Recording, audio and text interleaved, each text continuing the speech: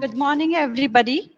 Today we have Dr. Naresh Sanandia for webinar. Let me briefly introduce Dr. Naresh.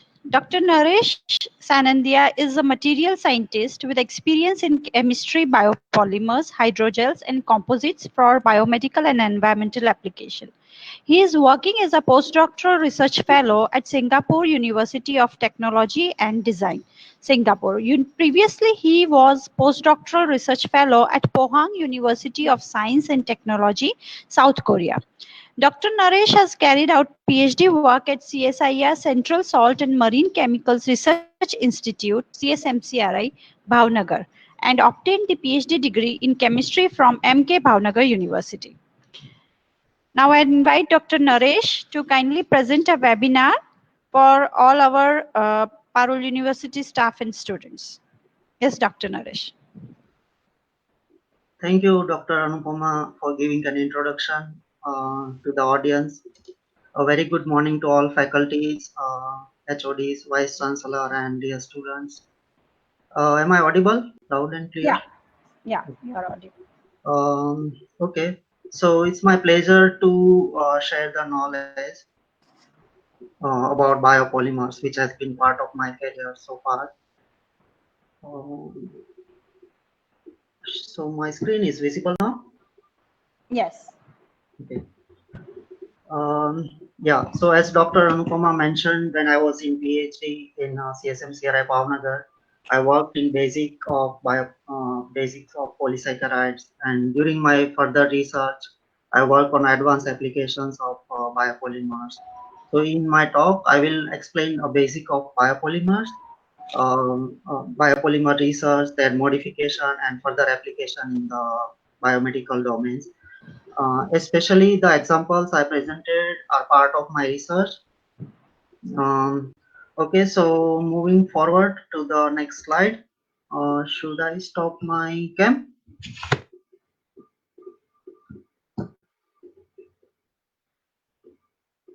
Okay, never mind. Okay, so this is the topics we will be going through in the next hour.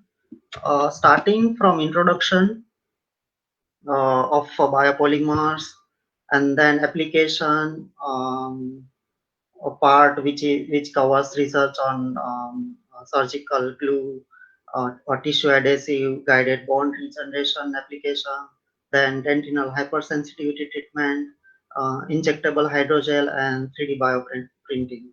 So going to the next slide, which is biopolymers. Like, what is biopolymers?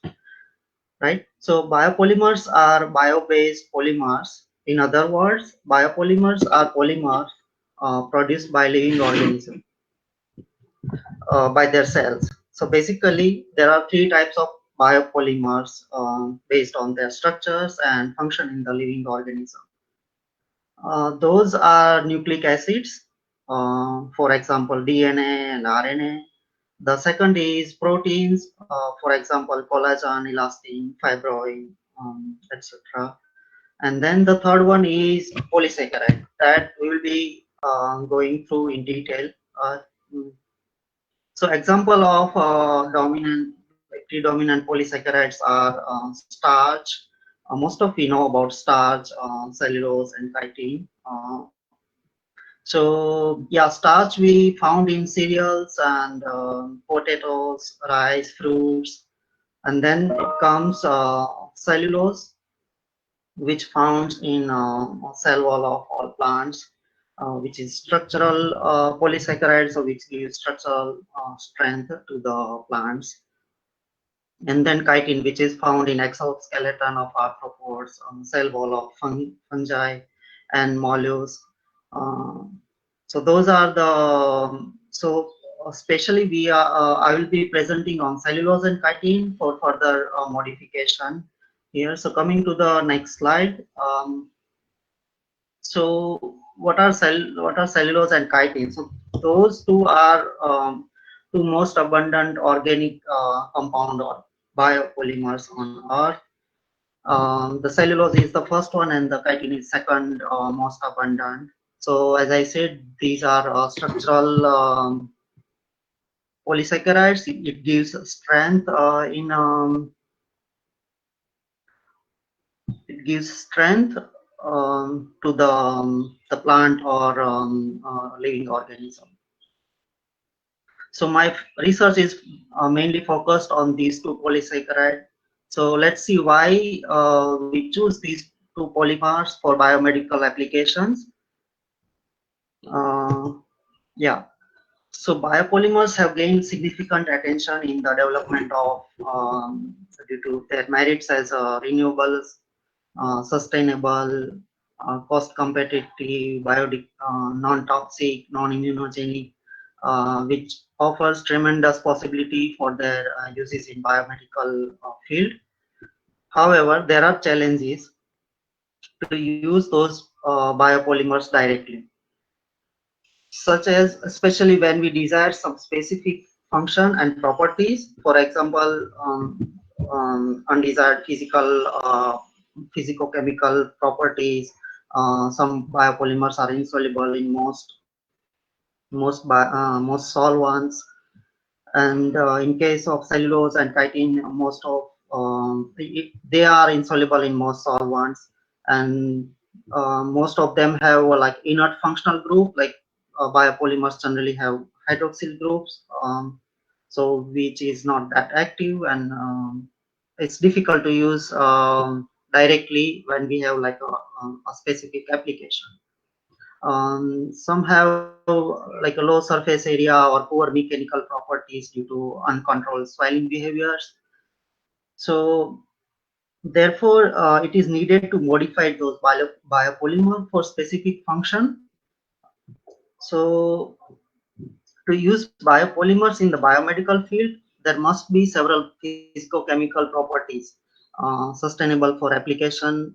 For example, biocompatible, biodegradable, should be pH sensitive, or mucoadhesive, antibacterial, or non-toxicity. And modified polymers are used as a drug delivery or tissue engineering, wound healing, bioimaging, or cosmetics application, enzyme delivery, antioxidant, and antimicrobial applications. Um, to harness any of these applications or function, there are modification approaches. For example, those modification are chemical modification or physical modification or nanofibrillation, copolymerization or composite fabrication, then hydrogel formation, nanofibrillation. So these are the approaches. Um, so to use for further application in the biomedical domain. So let's see how I use different modification of biopolymers to attain desired material properties for specific use. Uh, so this research is about developing a chitin-based hydrogel, which is used as a surgical glue or tissue adhesive. Here I have used chitin, like modified chitin. So in chitin, there is an acetyl group, but that was converted to deacetylated form, and then it is chitosan, which is soluble in acid solvents. So yeah, that is the chitosan. So for tissue adhesives are known to accomplish diverse function for internal tissues during hemorrhage or surgical procedures, including adequate adhesion in the wet condition.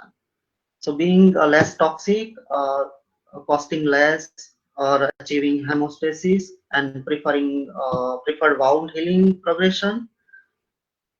So there are several drawbacks of currently available commercial surgical glues.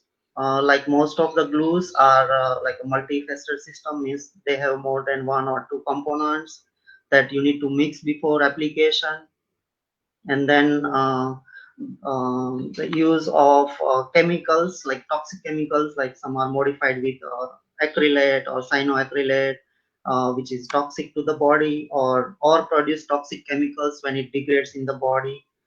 Or sometimes it is difficult for degradation in the body when we especially use the synthetic polymers. Interestingly, in nature, a wide variety of organisms naturally produce unique adhesives to aid their survivals or to stick to the surfaces which they live in. One such example is these marine mussels. So mussels added to virtually all type of these are the marine mussels. Many of you might know about it. So mussels added to virtually all type of surfaces with these bicels. So even though the surface is wet, because in wet surfaces the addition is very challenging, because the water makes a hydrophilic barrier and that impaired the adhesion. But interestingly, in the muscle system, they produce kind of chemical called DOPA. It's a part of a protein. It's actually a functional group, catechol. So this catechol group is like a phenyl ring with two hydroxyl group like this. This is DOPA, but the pyrogallol is just this functional group. So these can form complex using these two hydroxyl group, and inspired from these marine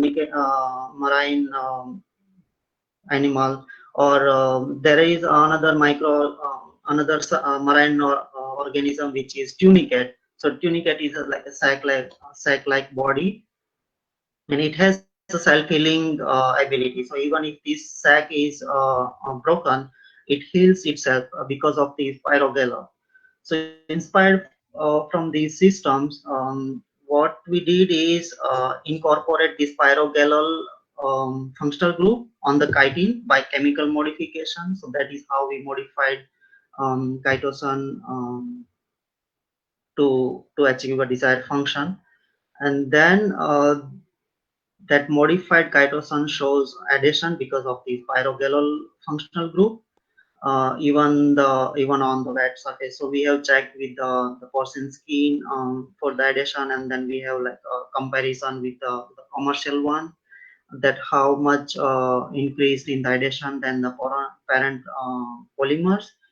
So yeah, that was the bioadhesive or surgical glue. And then from the modified hydrogel that we made, we fabricated a nanofibril mat, which has like completely in the tunicate's body. And since it has this pyrogallol group, and it can form complex easily with even platelets or those, so it helps to improve hemostasis function. So hemostasis is basically stopping the bleeding. So these fibrous mat has a better hemostasis function. So this was the chemical modification of the chitin or chitosan. And then the another functionalization example is development of guided membrane for guided bond regeneration. So guided bond regeneration is a widely employed dental procedure, usually using a barrier membrane to reconstruct the bond defect caused by trauma. It's like this, or when we have implant. So these membranes protects these implant uh, for its mechanical function and also for aesthetic concern. And this membrane is mainly used to create and maintain a space and act as a barrier. So basically, it prevents the soft tissue infiltration. So here is the soft tissue like fibroblast, and this is the bone. So which generally produce osteoblast. So this membrane has a two phase. One is chitin, which act as a barrier, and then these stop the infiltration of the soft and fast growing fibroblast to the defected area, because if it infiltrates, then that will affect the bond formation and compromise the mechanical stability or of a graft. So yeah, so this membrane was modified with this choline functional group, because it improves the hydrophilicity of the surface, and which help to edit the fibroblast and stop infiltrating further. And also the osteoblast is a slow growing cell, so this membrane provide a barrier and allow time to grow the osteoblast. So this is the case of chitin modification for guided bond regeneration. And then the next is dentinal hypersensitivity treatment. So I think we all know about the dentinal hypersensitivity. It is a highly elusive clinical challenge in dentistry, usually caused by exposure of dentin tubules. Um, yeah, like this.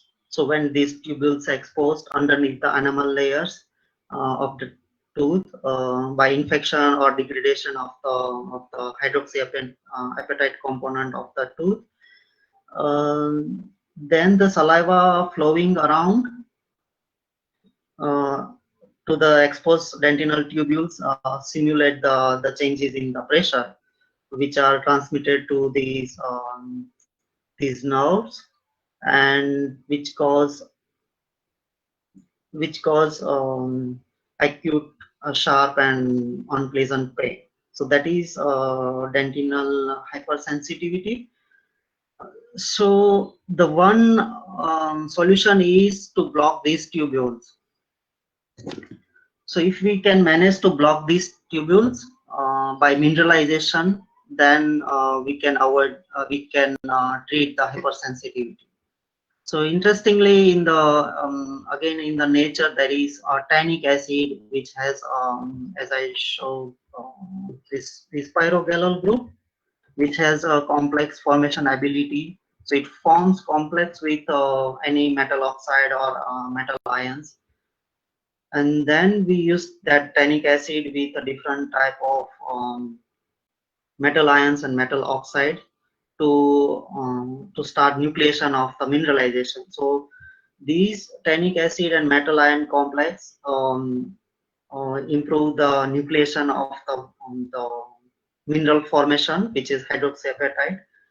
And after this treatment, within 4 minutes, um, sorry, within 4 minutes, it start appearing the occlusion of these channels. So you can see this is the SEM, the photographs. So SEM, I think you all know, it is a scanning electron microscope to see the microscopic structures, and we use human molar teeth in this study, and we slice it and make it as a disc, and then we etch it with acid to make tubules. It's like as we get in our body while we have hypersensitivity. So these tubules are open. You can see in the SEM. It's like, and then as I mentioned, it passed the fluid with a different pressure, and which triggered the nerves.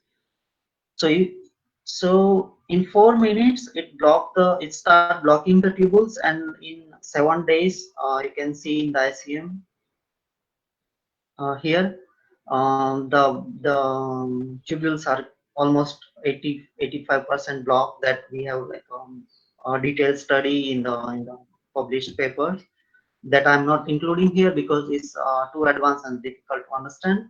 But yeah, in 7 days, it almost occlude the 85% using these. And also when we have hypersensitivity, and expose then these tubules, means our teeth will look more yellowish, because the inner part, the chroma of the inner part is yellowish, so our teeth will be like more yellowish. But when we use like silicon dioxide or strontium oxides, then it improves the color of the teeth, and yeah, so that is a more of a aesthetic solution. So it has two functions. One is treatment of hypersensitivity, and the second is aesthetic improvement.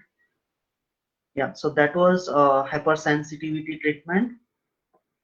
And the next one is functional cellulose hydrogel. So as I said, the cellulose is insoluble in most of the solvents. So we can that makes like limited application. So what I did is I modified the cellulose chemically. So this is like primary hydroxyl group.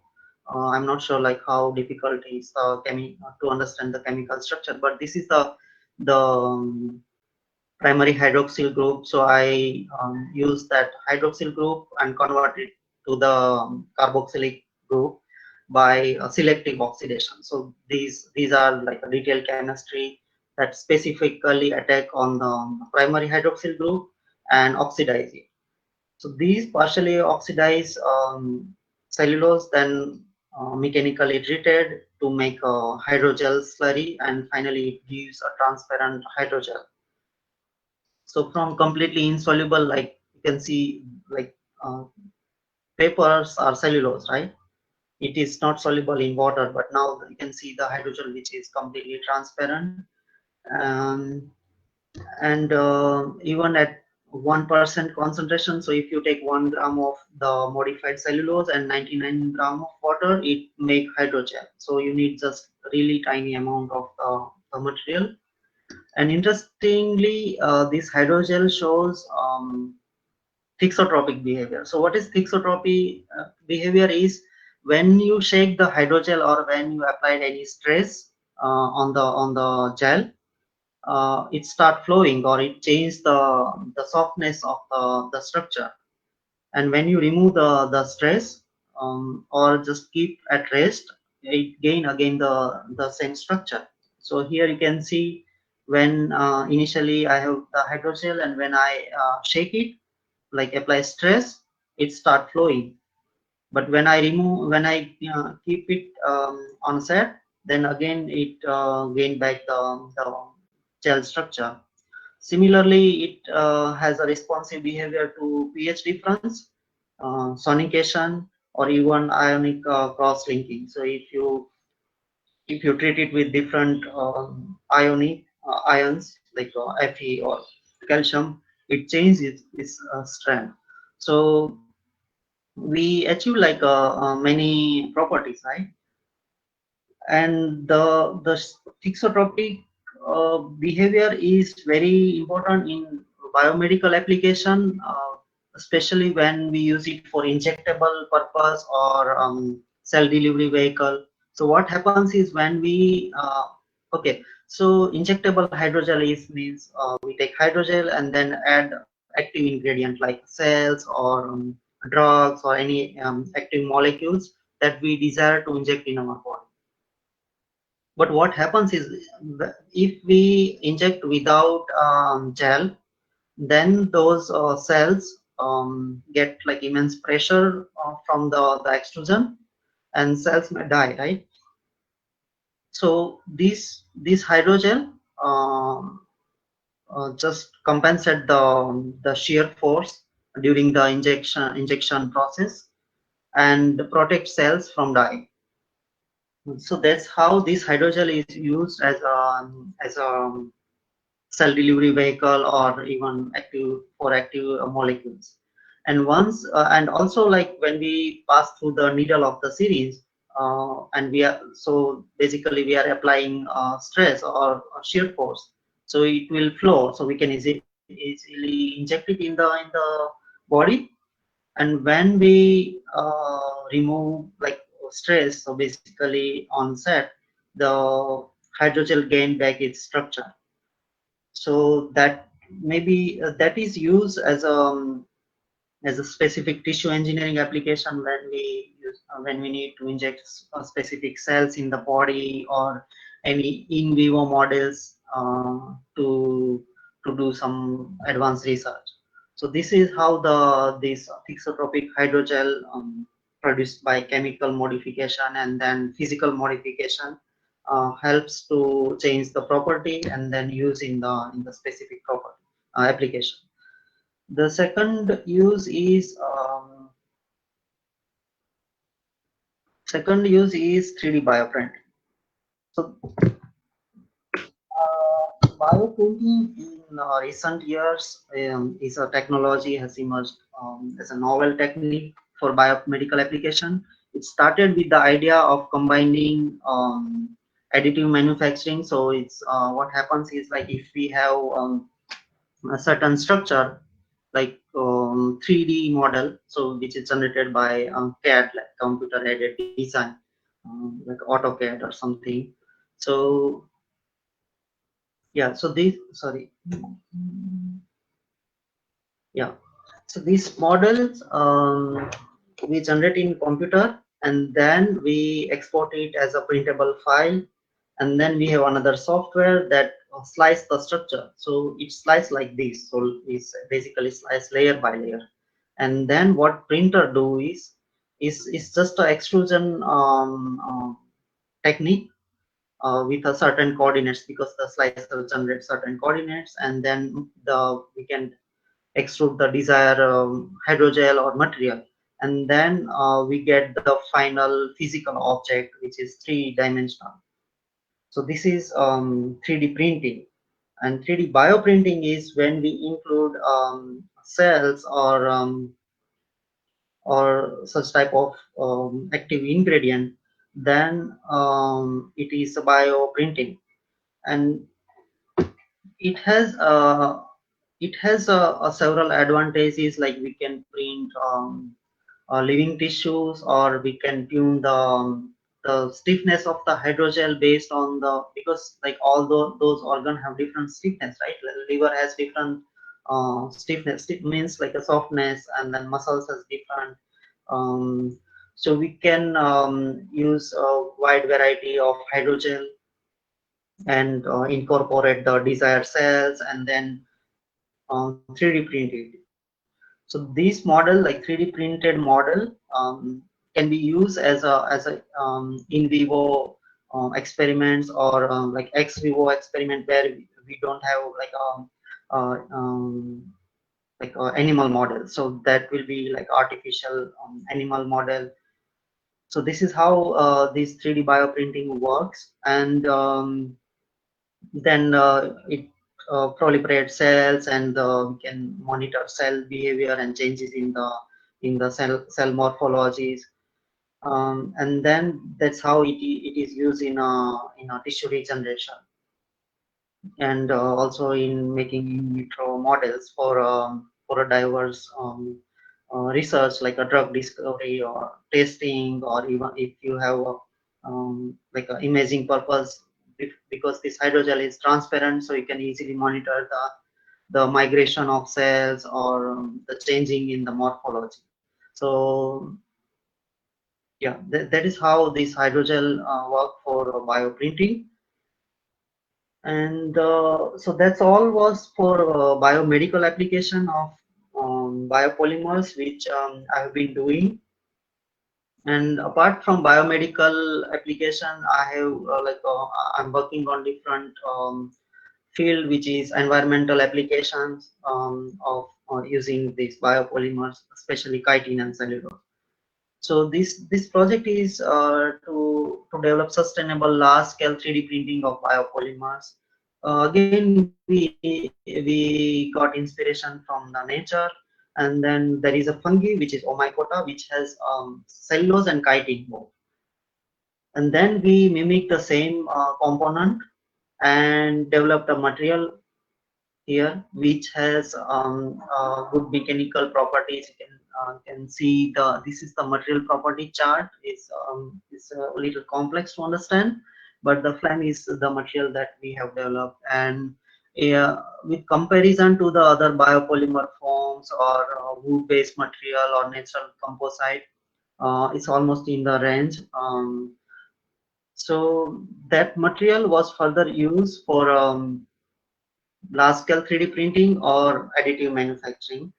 So like in general, it is very difficult to scale up a model for large scale 3D printing because of the poor mechanical stability of the component, or it requires some kind of like setting mechanism like UV curing or temperature curing or something like that. But the material we have cure is easy to scale up, and then we have used these like robotic extruder. It is a robotic arm, and then again it is 3D printing only, but in large scale. So this is the tool path that is generated by the computer. So we choose design of a wind turbine blade as a demonstration of the ability that the material can print. So we have used this model like wind turbine blade, and then we set the tool path and printed this wind turbine blade. And this material can be easily do the woodwork. We can perform woodwork techniques like sanding or cutting. So it's easy to handle and easy to and also it has a adhesive property. So what we did is we print two halves of the wind turbine blade and then glue it together, and then we coat it. And so it's all like combination of various techniques and various post processing. So this is the is a new material that can be printed in a large scale. So this one was 1.2 meter long wind turbine blade, and then we printed 5 meters tall structure. This is I think, as per my knowledge, this is the biggest biological structure that is ever printed till the day. So yeah, you can see it's a 5 meter tall. It's almost like a two-story building. It's entirely composed of cellulose and chitin. So we achieve this scalability. And then the next is circular manufacturing and bioconversion. So again, for cellulose and chitin, for cellulose is fine, but for chitin we have to rely on a source of the chitin, right? Because we cannot have a sea everywhere or those kind of. And this chitin is also present in the black soldier flies. Is a fly basically. So it has a chitin in its structure. So what we did is we used that black soldier fly to extract chitin. And it the interesting part is like circular manufacturing, because this black soldier fly is an insect. It consumes food waste, um, and then it grows very fast. Like within 14 days, it achieves full life cycle. So it consumes food waste, grows rapidly, and provide chitin. So that is one cycle, and we use that chitin to, as I mentioned in the previous slide, we use that chitin for manufacturing objects. And then we have another cycle like cellulosic waste. We incorporated that as a cellulose source, and then we use in a production loop. So these two loops are complete. Like one is chitin production, and then second one is production loop. And since we have used cellulose and chitin, two components, and those both are biodegradable. So after using this, for example, we fabricated furniture or something that after using it we don't need it, and then it is biodegradable. So it's going back to the natural cycle. So it's like fully circular, where the material are generated. It also addresses the food waste management and production loop, and all giving back to the nature. So it's like a fully circular manufacturing, and also it is a regional manufacturing, like for circularity. So where even if we don't have sea for chitin source, we can use these flies or insect as a chitin source, and it's a very economical. So that was circular manufacturing and bioconversion using these biopolymer cellulose and chitin. So this is probably the last one. Yeah. So this one is again the chemical modification of cellulose for environmental application, in which I have modified this cellulose with selective oxidation again, and that converts to the water soluble derivative. And then again we incorporated with like different chemicals, and then it gives fluorogenic property, which means if we shine like a certain wavelength of light, then the material fluoresces. So, and also we incorporated it with a sodium alginate, which is another biopolymers, and developed beads. Um, and those beads were used for metal scavenging ability, because these metal scavenging actually is to remove toxic metals from wastewater. So as you know, like mercury and leads are most toxic elements in the water. So we have used these beads to study the scavenging ability. So interestingly, when we incorporate some kind of functional group, like amine, that bind with metal and remove the toxic metals from the water. So that was for fluorogenic and toxic metal scavenger from the cellulose. So yeah, that's all how I use cellulose and chitin, like two most abundant biopolymers for mainly biomedical application, and the second one is environmental application. So yeah, that's all. Just acknowledgement for my PhD and postdoc advisors, and sponsors and colleagues and collaborators. And thank you all for your attention. And if you have any question, yeah. Yeah, any questions? Anybody is having any question?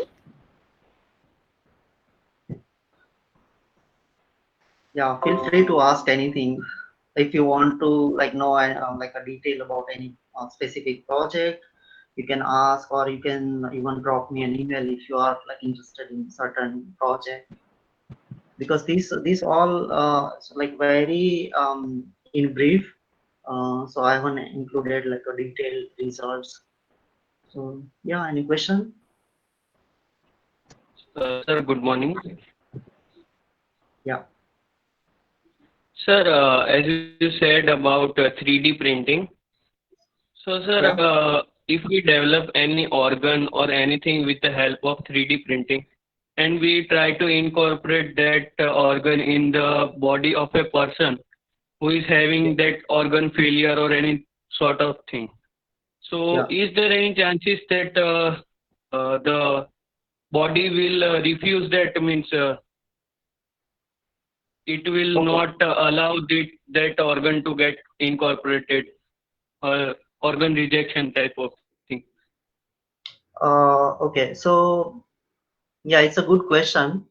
So 3D bioprinting means at this stage we cannot print entire organ and transplant transplant it to the body, because there are many challenges, and like developing a full artificial organ is very challenging, because you need a vascularization. And but if you are concerned about the rejection, so these type of biopolymers are generally like no immunogenic responsive, so there are less chances of rejection, but it's really far from developing actual organ.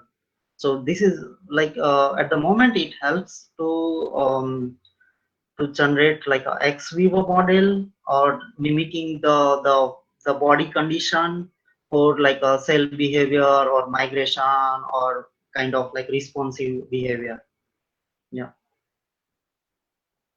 Thank you, sir. Yeah. Dr. Naresh is having many publications to his credit, many international publications in journals like Bioresource Technology, Carbohydrate Polymers, Scientific Reports.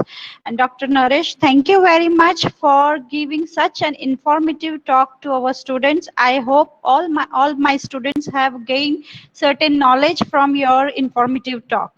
Thank you very much, Dr. Naresh. Thank you so much, Dr. Anupama. Yeah. Thank you. Yeah. Okay. Yeah. Bye. Bye.